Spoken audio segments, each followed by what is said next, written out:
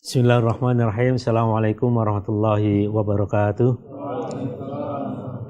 Alhamdulillah wassalatu wassalamu ala Rasulillah wa ala alihi wa sahbihi wa mawala wa ba'du. Ikhwan sekalian, mari kita teruskan pelajaran kita pada kesempatan ini. Untuk kesempatan ini kita masuk pada pelajaran hadis yang ketiga, yaitu Arkanul Islam wa Ta'aimuhu al-Azimah. An Abi Abdurrahman Abdullah bin Umar bin Al-Khattab radhiyallahu anhu qala sami'tu Rasulullah sallallahu alaihi wasallam yaqul buniyal islamu ala khamsin syahadati an la ilaha illallah wa anna muhammadar rasulullah wa iqamis salati wa ita'iz zakati wa hajjil baiti wa saumi ramadan rawahul Bukhari wa Muslim. Dari Abi Abdurrahman Abdullah bin Umar bin Khattab radhiyallahu anhu, dia berkata, saya telah mendengar dari Rasulullah sallallahu alaihi wasallam bersabda, Islam dibangun atas 5 rukun, yaitu persaksian atau bersaksi bahwasannya tidak ada sesembahan yang hak kecuali Allah, dan bahwasannya Muhammad adalah Rasulullah.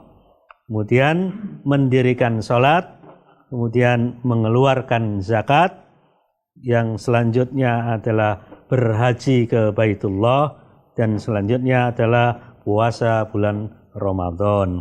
Ini diriwayatkan oleh Bukhari dan Muslim.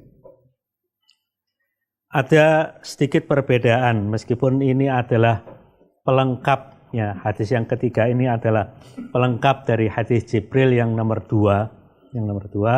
Tapi di sini ada perbedaannya, yaitu dalam penyebutan yang puasa Ramadan. Kalau di hadis yang kedua, puasa Ramadan itu di urutan keempat, sedangkan yang di sini disebutkan sebagai urutan kelima. Akan tetapi perbedaan ini tidak ada pengaruhnya sama sekali, tidak ada konsekuensinya sama sekali. Karena 2 rukun ini dikerjakan di waktunya masing-masing. Puasa Ramadan dikerjakan pada bulan Ramadan, dan berhaji dikerjakan pada bulan haji. Sehingga ini kalau disebut dalam kitab ini disebut dengan at-tartibuz zikri, jadi hanya penyebutan di dalam urutan saja. Imam Nawawi rahimahullah menyebutkan bahwasanya hadis ketiga ini adalah sebagai pelengkap dari hadis Jibril yang nomor 2 yang sudah kita pelajari pada beberapa waktu yang lalu. Berikut adalah beberapa faedah dari hadis yang baru saja kita bacakan. Al-Islam atau Islam itu adalah al-istislamu lillah, ya, bitauhid wal inqiyadu lahu bitta'ah wal khulus minasyirki. Islam adalah pasrah atau penyerahan diri secara total dengan berdasarkan tauhid, mematuhi Allah Subhanahu wa ta'ala dengan segala ketaatan, dan yang ketiga adalah al-khulus, artinya bersih, suci, bebas dari kesyirikan. Bebas dari kesyirikan, itulah Islam. Jadi penyerahan diri secara total berdasarkan tauhid untuk mematuhinya dengan segala ketaatan, dan terbebasnya diri dari kemusyrikan atau kesyirikan.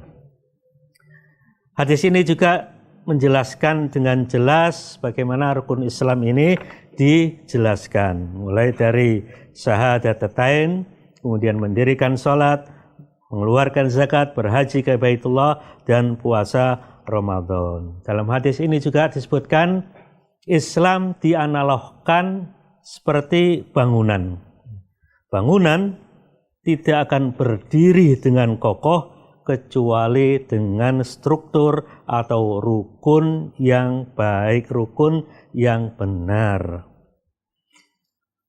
Dalam hadis ini, kata kerja bunia atau dalam disebutkan ini adalah atau disampaikan dalam kata majhul, yaitu bunia. Majhul itu artinya negatif ya, susunan atau structure, negatif structure, tapi di dalam bahasa Arab disebut sebagai majhul, bunyal Islam, yang artinya pelakunya tidak disebutkan, pelakunya tidak diketahui. Akan tetapi untuk urusan-urusan yang pelakunya adalah Allah Subhanahu wa Ta'ala Sang Khalik, maka biasanya ini juga mempunyai faedah sebagai penekanan bahwasanya itu adalah Allah Subhanahu wa Ta'ala sebagai yang mempunyai haknya. Dalam firman Allah dikatakan khuliqal insanu dha'ifa. Nah, di situ dimajhulkan. Tapi karena urusannya dengan penciptaan manusia, maka pemahaman kita langsung menjurus kepada siapa? Al-Khaliq, yaitu Allah Subhanahu wa Ta'ala. Meskipun strukturnya majhul, akan tapi ini dimaknai sebagai yang diketahui atau maklumun bid-darurah, yaitu yang semua orang faham dan tahu atau menjadi rahasia umum. Itu kalau di majhul. Mungkin kita dengar dalam hadis disebutkan waruziqa kafafan. Siapa yang memberi rezeki? Allah Subhanahu wa Ta'ala. Tapi tidak disebutkan di situ. Mungkin kalau dalam struktur positif itu kan dikatakan rozaqahullah kafafan. Tapi di sini disebutkan ruziqa kafafan. Artinya diberi rezeki yang cukup. Jadi rezeki yang cukup. Majhul tidak disebutkan, akan tetapi yatabadar atau otak kita atau pemikiran kita langsung diketahui bahwasanya yang berhak memberi rezeki adalah Allah Subhanahu wa Ta'ala. Rukun yang pertama yaitu 2 kalimat syahadat. Ini adalah merupakan usul-usus, artinya syahadat adalah rukun yang pokok. Ya, rukun yang pokok. Dan syahadat ini tidak bisa dipisah-pisahkan. Artinya harus kedua-duanya diikrarkan. Jadi diucapkan dengan lisan, melakukan apa yang menjadi konsekuensinya, dan dipersaksikan oleh orang lain. Kecuali ada dalam kondisi dan kasus khusus, maka itu gugur. Seperti atau sebagaimana Islamnya Raja Najasyi, ya, rakyatnya tidak ada yang tahu bahwasanya Raja Najasyi sudah beragama Islam. Dari mana tahu? Rasulullah SAW dikasih tahu atau diinformasikan oleh Allah Subhanahu wa Ta'ala. Karena ketika beliau atau Raja Najasyi ini wafat, kan tidak ada yang menyolatkan.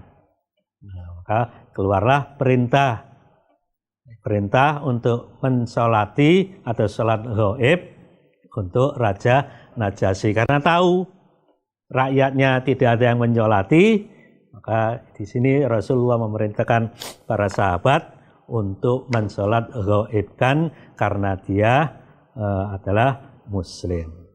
Begitu juga kalau pengucapan dengan lisan tidak menjadi sesuatu yang mengesahkan, maka Abu Thalib adalah seorang Muslim. Nah, tetapi pengucapan syahadat adalah hal yang harus dilakukan. Biar tidak seperti itu. Artinya kalau pengucapan diperbolehkan untuk tidak diucapkan, itu tadi kita katakan Abu Thalib adalah seorang Muslim karena dia percaya bahwasanya keponakannya atau Muhammad Rasulullah SAW adalah utusannya.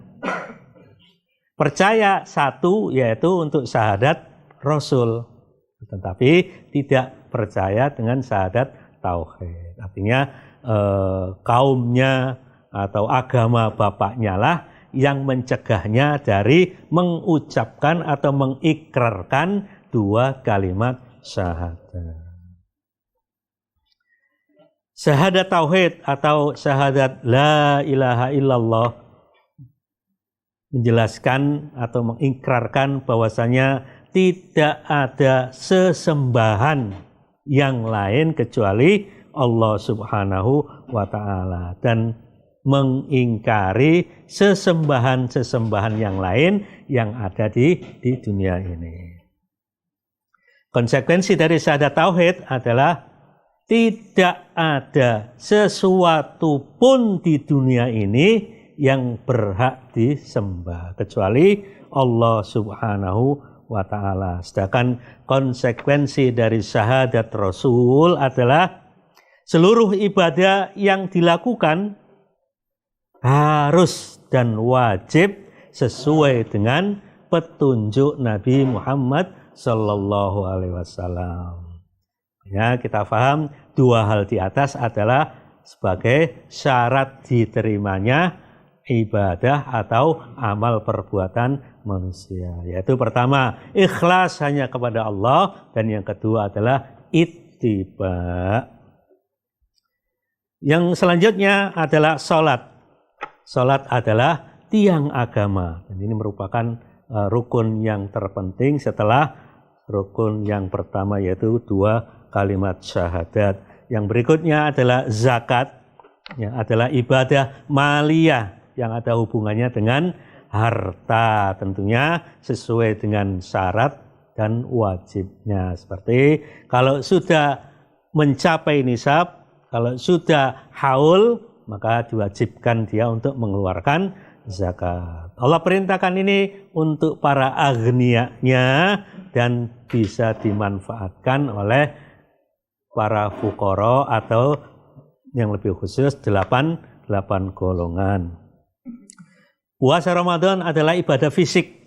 Ya, ibadah fisik yang Allah wajibkan kepada mereka semuanya. Umat Islam tentunya, dan Allah sendiri yang memperhitungkan pahalanya. Sebagaimana sering kita dengar hadis Nabi yang mengatakan illas saum fa innahu li wa ana ajzi bihi kullu amal ibni adam lahu illas siyam fa innahu li wa ana ajzi bihi. Bahwasanya tiap-tiap amal perbuatan itu manfaatnya kembalinya kepada dia. Sedangkan puasa adalah milikku dan sayalah yang memperhitungkan pahalanya. Yang selanjutnya adalah haji. Haji adalah ibadah harta dan fisik. Ya. Allah Subhanahu wa Ta'ala mewajibkan pada siapa? Kepada mereka yang mampu, baik di dalam keamanan negerinya, baik dalam hartanya, baik di dalam juga fisiknya. Karena ibadah haji adalah termasuk ibadah yang harus kuat fisiknya dan juga kuat atau kemampuan finansialnya yang kuat juga. Bagaimana kalau seseorang meninggalkan salah satu di antara rukun ini? Tentunya kecuali syahadat ya. Rukun ini. Kalau syahadat harus disebut muslim karena dia sudah mengucapkan atau mengikrarkan syahadatain. Nah, kalau selain itu bagaimana hukumnya atau hukum orang yang meninggalkan sebagian dari rukun ini?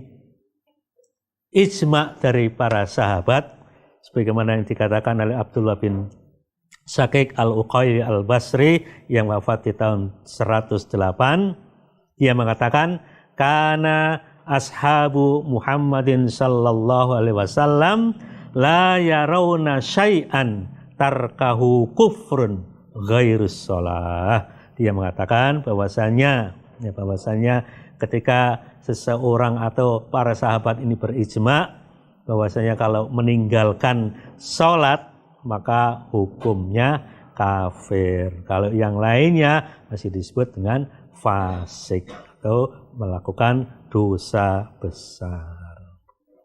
Demikian penjelasan dari hadis kita yang ketiga tentang Arkanul Islam. Semoga bermanfaat. Wassalamualaikum warahmatullahi wabarakatuh.